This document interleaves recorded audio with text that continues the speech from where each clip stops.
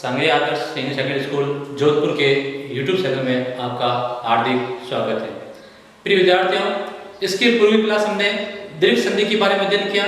दीर्घ संधि के नियम पढ़े, उसके उदाहरण पढ़े, फिर बाद हमने गुण संधि की शुरुआत की थी। गुण संधि का हमने पहले संज्ञा सूत्र पढ़ा, उसके बाद में हमने उसका विधायक सूत्र पढ़ा। अध्ययन गुण कितने होते हैं? 3 होते हैं, अ, ए, ओ। और उसके बाद हमने पढ़ा विधायक सूत्र आदि गुण। हमने वहां पढ़ा कि अ वर्ण के परे इक प्रत्यार आने पर उनके पूर्व और पर पद के स्थान पर गुण एकादेश हो जाता है। गुण एकादेश हो जाता है तो कौन कौन से गुण एकादेश होते हैं? ए, ओ, अर और अल, यानी 4 गुण होते हैं। तो गुण संधि की पहचान ही है कि ए, ओ, अर, अल। जहां पे ए, ओ, अर, अल दिखाई दे वहां आपके 100% गुण संधि होती है। अब हम पढ़ रहे हैं गुण संधि का पहला नियम।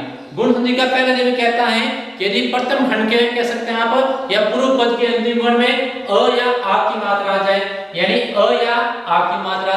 इसके बाद में द्वितीय खंड अर्थात पर पद में प्रथम वर्ण के अंदर ई या बड़ी, यानी फर्स्ट के लास्ट में अ या आ और सेकंड के फर्स्ट में ई या बड़ी, तो दोनों के स्थान पर गुण आदेश क्या हो जाएगा? एक गुण आदेश हो जाता है। एक गुण आदेश हो जाएगा। इस बात को आपका ध्यान रखना है। उदाहरण है, देखो पहले नर प्लस इंद्र। नर प्लस इंद्र, आप जाएंगे देखेंगे कि इसका अंतिम वर्ण क्या है। आपने इसका अगर वर्णच्छेद करें हम नर का, तो नर का वर्णच्छेद करने पर हम क्या पाएंगे कि न प्लस अ प्लस र प्लस अ, यानी जो हमें अंतिम वर्ण मिला वो अ मिला। इसके बाद हम अगर देखें आपके इंद्र का, तो इंद्र का क्या होगा? प्रथम वर्ण ई होगा, तो अ और ई इन दोनों के स्थान पर जब गुणादेश क्या हो जाएगा? ए हो जाएगा। तो दोनों को मिलाएंगे तो क्या बन जाएगा आपका? नरेंद्र। क्या बन जाएगा? नरेंद्र। इसके बाद में इसी तरह क्या है? देव प्लस इंद्र। देव प्लस इंद्र क्या हो जाएगा? आप कहेंगे देखेंगे कि प्रथम खंड के अंतिम वर्ण में अ है, द्वितीय खंड के प्रथम वर्ण में ई है, दोनों को मिलाने पर क्या बन जाएगा? देवेंद्र। क्या बन जाएगा? देवेंद्र। तो पूर्व पद और उत्तर पद को मिलाने पर दोनों वर्ण मिले, आपस में दोनों स्वर मिले, क्या बन गया? देवेंद्र। इसी तरह तथा प्लस इति। तथा प्लस इति में आप देखेंगे कि इसका पूर्व पद का जो अंतिम वर्ण है वो क्या है? तथा को आपने अलग किया। तथा को अलग करने पर हम ये पाएंगे कि तथा प्लस इति। तथा प्लस इति में आप देखें कि तथा में क्या आ रहा है? अंतिम वर्ण आ रहा है। आपके पद में क्या आ रहा है? ई आ रहा है। आ प्लस ई ए गुणादेश, तो क्या बन जाएगा? तथेति। क्या हो जाएगा? तथेति। इसी तरह महा प्लस इस। महा प्लस इस में क्या करोगे आप? आ प्लस बड़ी, निम्न आ प्लस बड़ी क्या हो जाएगा? एक, तो क्या हो जाएगा? महेश। महेश। इसी तरह अब देखेंगे इन शब्दों का आपको संधि विच्छेद करना है। कौन से शब्द हैं? राजेश। राजेश पहला शब्द है। पहचान क्या है हमको? जैसे ही हमने ए देखा, ए, ओ और अल, ए और देखते ही जब ए आ रहा है संधि कौन सी है? गुण है। तो क्या करेंगे? राज प्लस ईश। राज प्लस ईश करेंगे तो आपका क्या हो जाएगा? गलत हो जाएगा। आपको राज नहीं करना है। मैंने आपको पूर्व में बताया कि शब्दों का मौलिक अर्थ होना चाहिए, शब्दार्थ होने चाहिए। तो यहाँ राज राजा इसमें राजा नहीं है, राजा है जो ईश्वर, तो राज नहीं। राजा शब्द की प्रथम विभक्ति राजा होती है, तो क्या है? राजा प्लस ईश। गलती से भी आपने यहाँ राज किया तो आपका वो उत्तर गलत हो जाएगा। इसी तरह राग प्लस ईश, क्या करेंगे? राग प्लस ईश का राकेश। राकेश में सॉरी राकेश है, राकेश से क्या करेंगे? राग मत करना, राका करना। राका प्लस ईश। राका नहीं थे रात, रात का स्वामी जोड़ता है तो राकेश चंद्रमा का पर्याय शब्द है ये। कमलेश में क्या करेंगे? कमलेश में क्या करेंगे अपन? कमलेश एक ही मात्रा आ रही है कमलेश में, तो क्या करेंगे? कमल नहीं करना है, कमला करना है। कमला के स्वामी है जो अर्थात, तो कमलेश में कमल कर दिया तो आपका गलत हो जाएगा। ध्यान रखना, मौलिक अर्थ मैंने पहले बताया था आपको। यदि एग्जाम में मानने, यदि आपके एग्जाम में यदि ये आ जाए कि कमलासन, कमलासन में आए तो कमलासन, तो कमलासन का अगर आपको कहें क्या करना है तो पहले संधि कौन सी है? दीर्घ संधि है। दीर्घ संधि है, यहाँ देखो आप देखते मालूम पड़ गया कि दीर्घ संधि है, तो वहां आपका कमल प्लस आसन होगा। वहां कमला नहीं होगा, वहां कमला नहीं करना, वहां कमल ही करना है। कमल का आसन, मौलिक अर्थ कमल है, कमल का आसन है। और यहाँ कमला के सामने अर्थात यहाँ विष्णु का प्रायवाची शब्द आया है। रमेश क्या करेंगे आप? रमेश में रम नहीं करना है, यहाँ पे आपको रमा करना है। रमा के ईश्वर, रमा प्लस ईश रमेश, रमेश का क्या करोगे? रमा प्लस ईश। तो ये गुण का पहला नियम था और ये आ के बाद में ये बढ़िया है तो क्या बन जाएगा? ए बन जाएगा। अब आते हैं हम गुण के दूसरे नियम में। दूसरा नियम ये कहता है यदि अ या आ के बाद में उ या बड़ा उ आ जाए तो दोनों के स्थान पर जो गुणादेश है क्या हो जाएगा? ओ हो जाएगा। दोनों के स्थान पर गुण आदेश ओ हो जाता है। गुणादेश ओ हो जाता है, अ या आ के बाद में उ या बड़ा उ क्या बन जाएगा? ओ बन जाएगा। उदाहरण आपके सामने दिए गए हैं, हम एक ही उदाहरण को हल करेंगे। पहला उदाहरण क्या है? हित प्लस उद्देश्य। क्या है? हित प्लस उद्देश्य। मैंने कहा ना आपको करना क्या है? आपको सबसे पहले प्रथम पूर्व पद का अंतिम वर्ण देखना है कि भाई पूर्व पद के अंतिम वर्ण में क्या आया हुआ है, फिर द्वितीय पद या पर पद का प्रथम वर्ण देखना है उसमें क्या है। हाँ देखते हैं तो क्या है? हित, हमने इसका अलग किया तो क्या है? हमने अलग करने पर ह प्लस ई प्लस त, ह प्लस ई प्लस त प्लस अ, अंतिम वर्ण में क्या आ रहा है? अ आ रहा है। पर पद में देखते हैं, प्रथम पद लेते हैं उ है, अ प्लस उ गुण आदेश क्या जाएगा? ओ हो जाएगा। तो क्या बन जाएगा? हितोपदेश। हितोपदेश या तो हो गया हितोपदेश। इसी तरह हम देखते हैं सूर्य प्लस उदय में पूर्व पद का अंतिम वर्ण क्या आ रहा है? अ आ रहा है और उत्तर पद का प्रथम वर्ण क्या आ रहा है? उ आ रहा है। अ प्लस उ क्या बन जाएगा? ओ बन जाएगा। तो क्या बन जाएगा? सूर्योदय। सूर्योदय, सूर्योदय। इसी तरह पर प्लस उपकार, पर में क्या आ रहा है? अ आ रहा है, ये क्या आ रहा है? यहाँ पर देखो अ, ये उ, अ प्लस उ नियम अनुसार क्या जाएगा? ओ हो जाएगा। तो क्या बन जाएगा? परोपकार। परोपकार।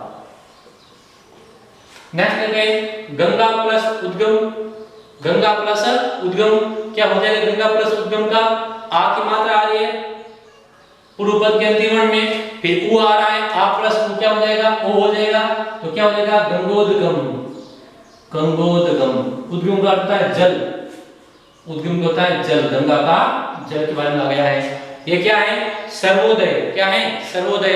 अब पहचान क्या है? ये ओ, जहां कहीं भी ओ दिखे वहां संधि कौन सी हो जाएगी? आपकी गुण संधि।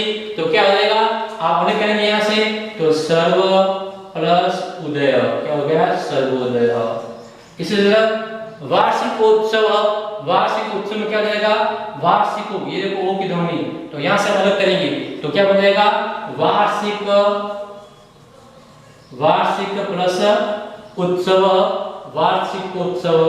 उसी तरह आपके अंदर क्या आगे जाए कि धनोपार्जन, ये ओ की ध्वनि, तो क्या हो जाएगा? यहां से अलग करें तो धन प्लस उपार्जन, धन प्लस उपार्जन। आगे बढ़ते हैं और देखते हैं महोत्सव। महोत्सव में आप देखेंगे महोत्सव का तो क्या हो जाएगा? ये आ रहा है ओ की ध्वनि, ओ की ध्वनि आने पर क्या हो जाएगा? महा प्लस उत्सव, महा प्लस उत्सव। तो ये आपका महोत्सव हो गया। तो गुण के दो नियम, गुण के दो नियम, दो नियम में देखो आप पहला नियम क्या है? अ या आ के बाद में ई या ई और अ या के बाद में उ या ओ, ये आपके दो नियम गुण संधि के हो गए। और यहाँ पे कहें जब यहाँ से उधर हो सकते हैं गुड़ा केस, ध्यान रखना गुड़ा केस, गुड़ा केस। गुड़ा केस क्या हो जाएगा? आपका गुड़ा केस क्या हो जाता है? गुड़ा का प्लस इस, गुड़ा केस में क्या करोगे?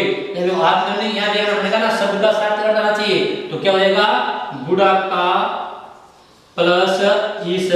इसी प्रकार आपके और भी अनेक उदाहरण गुण संधि के, अनेक उदाहरण आपके सुरेश हैं, सुर प्लस इस, सुरेश हो जाता है। इसी तरह आपके दिनेश हो जाता है। तो अनेक उदाहरण दिन प्लस इस, सुर प्लस इस, तो ये आपके गुण संधि के पहले और दूसरा नियम। अब हम आगे चल बढ़ते हैं, आगे बढ़ते हैं और आगे बढ़ने पर आपके दो नियम इस गुण संधि के और हैं। तो हम नियम संख्या 3 और नियम संख्या 4 की बात करेंगे। नियम संख्या 3 और 4।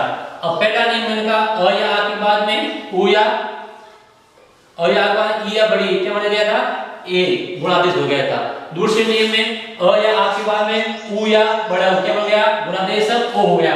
उस उदाहरण थे हितोपदेश, सूर्योदय, परोपकार, वार्षिकोत्सव, महोत्सव, धनोपार्जन, सर्वोदय इत्यादि इत्यादि। अब देखें आगे हम नियम संख्या आपके 3 और 4 की ओर बढ़ते हैं। ए ओ दो नियम आपके हो गए। नियम संख्या ये कहता है तीसरा, नियम संख्या 3 ये कहता है कि यदि नियम संख्या 3 ये कहता है कि यदि आपके पूर्व प्रथम खंड के अंतिम में अ या आ और उसके बाद में क्या आ जाए, री आ जाए, तो इस री के स्थान पर क्या गुणादेश हो जाएगा, अ का गुणादेश अ हो जाएगा। और हमने पहले ही बताया जहां जहां आप री का गुणादेश करते हो तो री का गुणादेश क्या होगा, र हो जाता है। री का गुणादेश हमेशा क्या होगा, र ही होगा। अब देखें उसके उदाहरण देखें, तो उदाहरण देखने पर हमें ज्ञात होता है कि देखो जैसे उदाहरण आ गया आपका एग्जाम में सप्त प्लस ऋषि, सप्त प्लस ऋषि।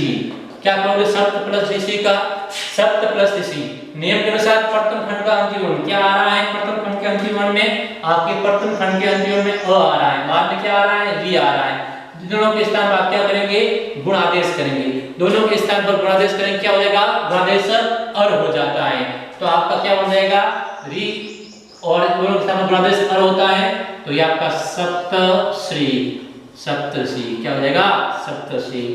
इसी प्रकार अन्य उदाहरण देखें तो अन्य उदाहरण आपका अनेक उदाहरण है। जैसे देखो जैसे आपका सप्तऋषि है, देवश्री है, देवश्री। इसी प्रकार आपका वसंतु है, वसंतु, वसंतु आपके महर्षि, महर्षि, महर्षि है, ग्रीष्मतु है, ग्रीष्मतु, अधमरण है,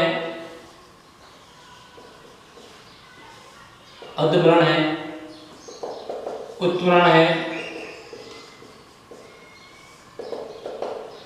अब इनका हम यदि सन्निवेशित करें तो इसके सन्निवेशित करें तो देखें देव प्लस ऋषि क्या हो जाएगा आपका, देव देखो ये र अर्थ की ध्वनि देखनी है, अर्थ की ध्वनि जहां से आ रही है वहां आपका क्या हो जाएगा, विच्छेद हो जाएगा।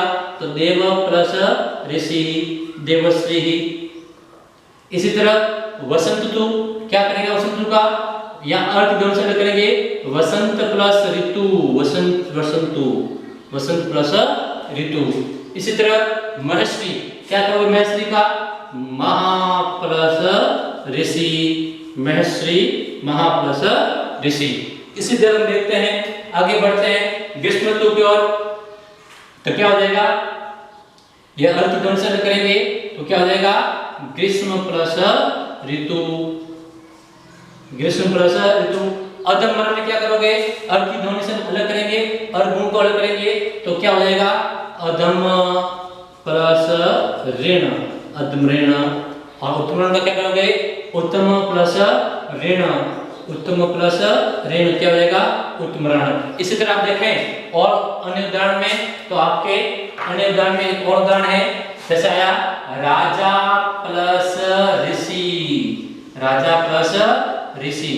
राजा प्लस ऋषि को हम अलग करते हैं तो क्या होता है, देखें अंतिम में क्या आ रहा है, आ रहा है, क्या आ रहा है, आ रहा है। इसके बाद क्या आ रहा है, री आ रहा है। दोनों को मिलाएंगे गुणादेश क्या हो जाएगा, अर हो जाएगा। तो जो ये आखिरी मात्रा से निकली जब राज हो गया तो राजश्री क्या हो जाएगा, राजश्री।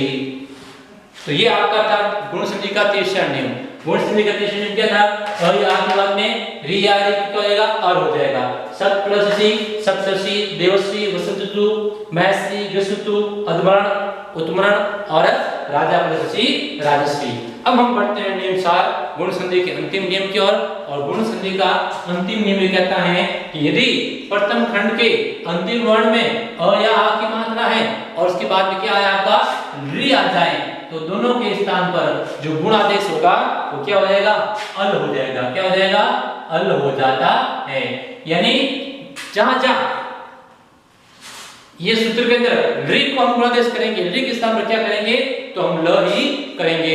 उदाहरण के तौर पर इसके बहुत ही कम उदाहरण मिलते हैं। एक होता है, मान लो एग्जाम आया कि तव प्लस ऋकार, तव प्लस ऋकार, तव प्लस ऋकार क्या करेंगे हम देखें तो प्रथम खंड के अंतिम में क्या आ रहा है, अ आ रहा है, बाद में क्या आ रहा है, रि आ रहा है। अ प्लस रि गुण क्या हो जाएगा, अल हो जाएगा। तो क्या करेंगे अपन, अल हो जाता है, क्या हो जाता है, अल।